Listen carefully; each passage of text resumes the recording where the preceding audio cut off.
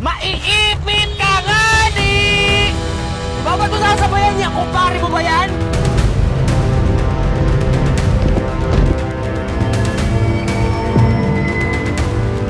Hi everyone!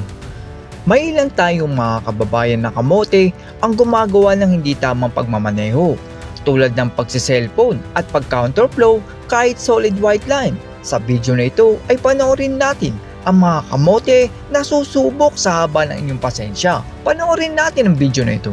Simulan natin ang video dito sa rider na nagsiselfone at hindi niya alam na napupunta na pala siya sa kabilang linya.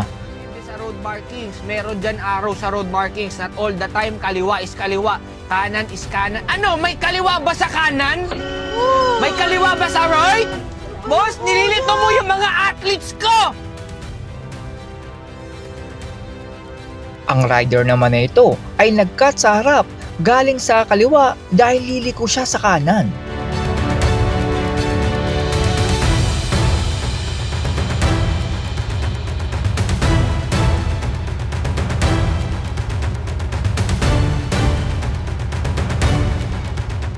Sumingit naman ang motor na ito dahil umatras ang truck at kamuntikan na siyang madali.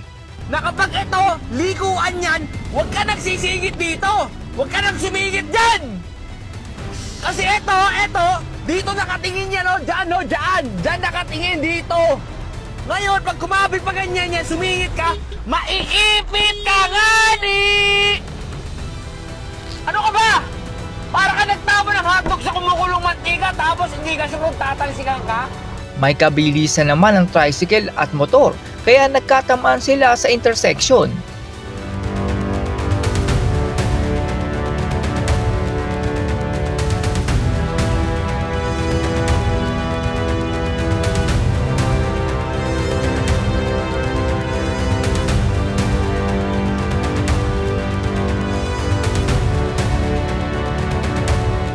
Mukha namang matagal nang hindi nagkikita ang dalawang rider na ito at sa kalsada pa sila nagkukwentuhan. Mabagal na siya, mabagal na siya. Ngayon, kung tayo, nandito tayo, huwag ka na magbabagal! Huwag mo na sabayan yung speed nito, huwag mo na sabayan! Di ba ba't mo sasabayan niya? Kumpare mo ba yan? Ha, kumpare mo? Kumpare mo ba? Si kuya naman ay mukhang wala sa sarili at tinumbok ang isa pang rider.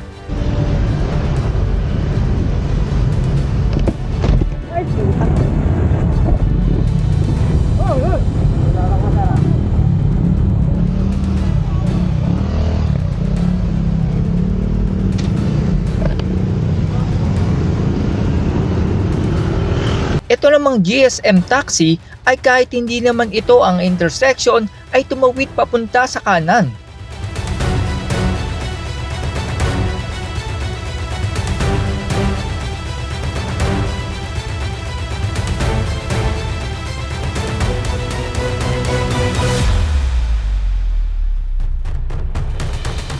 Ang rider naman na ito ay kahit red light na ay tumawid pa rin. Kaya siya tinamaan ng mga rider na naka-green light.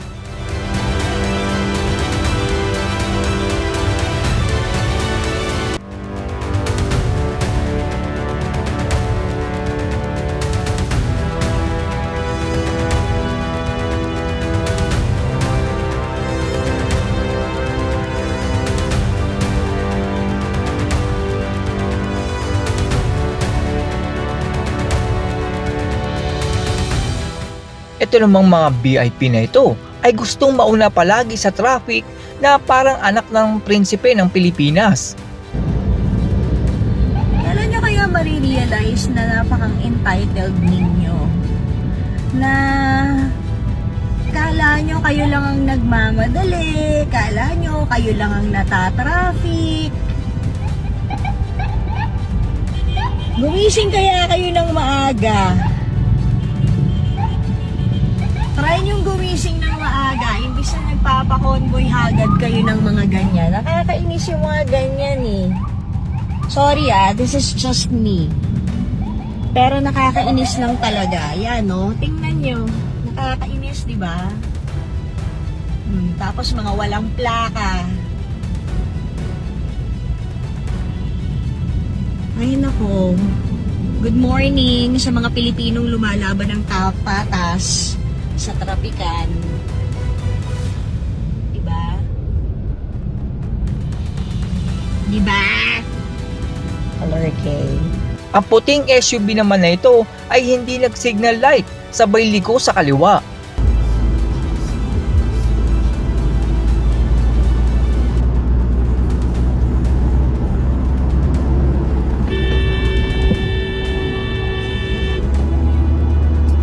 Hindi din nag-signal light itong puting pickup at muntik na siyang tamaan.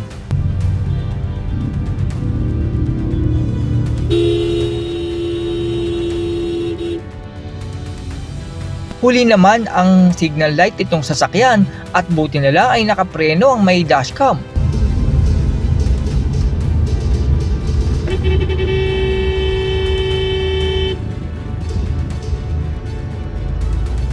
Biglang liko naman ang delivery van at buti na lang ay nakapreno itong may dashcam na sasakyan.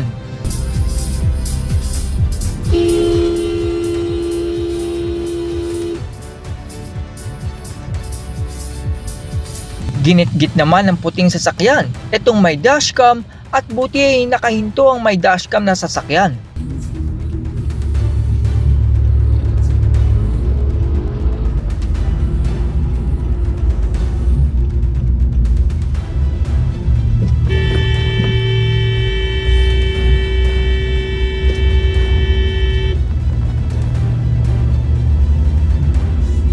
Ang bike naman na ito ay pinili pang pumuwesto sa overtaking lane kaysa sa kanan.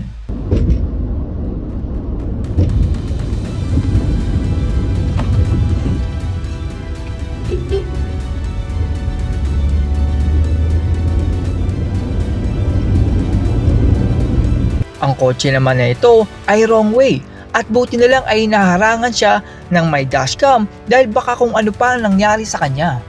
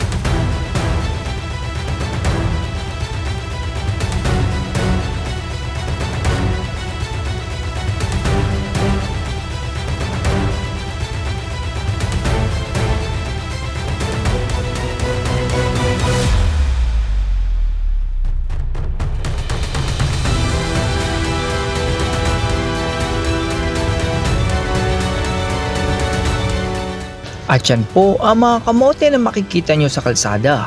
Hindi naman po lahat ng nagmamaneho ay mga kamote. Marami pa din po ang matitino na handang sumunod sa batas at sundin ang batas sa kalsada. Naniniwala ako na marami pa ding may disiplina at nagpapatakbo ng tama upang maging ligtas hindi lamang ang buhay nila kundi ang iba pang motorista. Panatilihin po natin ang tamang bilis at distansya sa pagmamaneho at isipin ang pamilya na ating uuwian at hindi sa pagiging kamote. That's all everyone. Salamat sa inyong panonood. This is Chuck and you're watching Bike Road.